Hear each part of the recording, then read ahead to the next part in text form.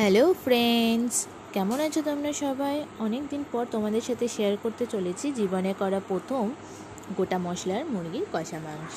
এর আগে শুধুমাত্র বাটা মশলার সাহায্যে রান্না করেছি, তাও আবার মায়ের অনুপ্রেরণায়। মা বলল, তোর দাদার শরীরটা ঠিক নেই, আর বেশি মশলা দিয়ে না করে একটু গোটা মশলা দিয়ে আজ রান্না কর। বললাম বেশ, খারাপ হলে একটু চেটেপুটে খেয়ে ভালো হয়েছে বলো, তাহলেই আমার হবে। চলো এবারে ঝটপট তোমাদের সাথে রেসিপিটা শেয়ার করে ফেলি।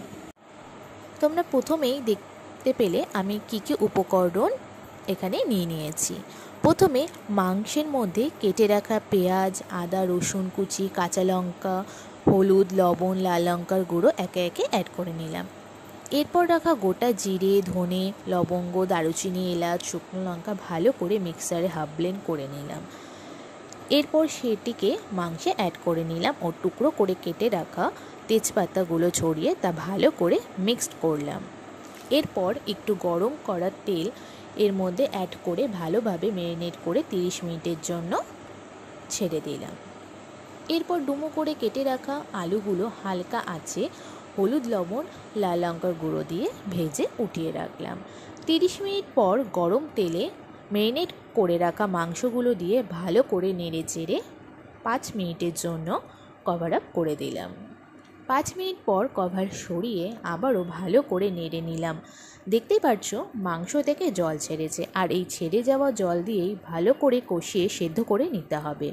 বারে বারে একটু কভার সরিয়ে নেড়ে চেড়ে নিয়ে দেখে নিতে হবে যে মশলাগুলো ভালো করে মজেছে কিনা, সাথে মাংসও একটু সেদ্ধ হয়েছে কিনা। এরপর ভেজে রাখা আলু ও স্বাদ মতন সামান্য চিনি অ্যাড করে তা কভার আপ করে দিতে হবে। আস্তে আস্তে কষিয়ে এলে তাতে একটু গরম জল এবং হাফ লেবুর রস ও একটা কাঁচা লঙ্কা দিয়ে আবারও কভার আপ করে দিতে হবে। এরপরে 10 মিনিট পর আমাদের তৈরি গোটা মশলার মুরগির কষা মাংস।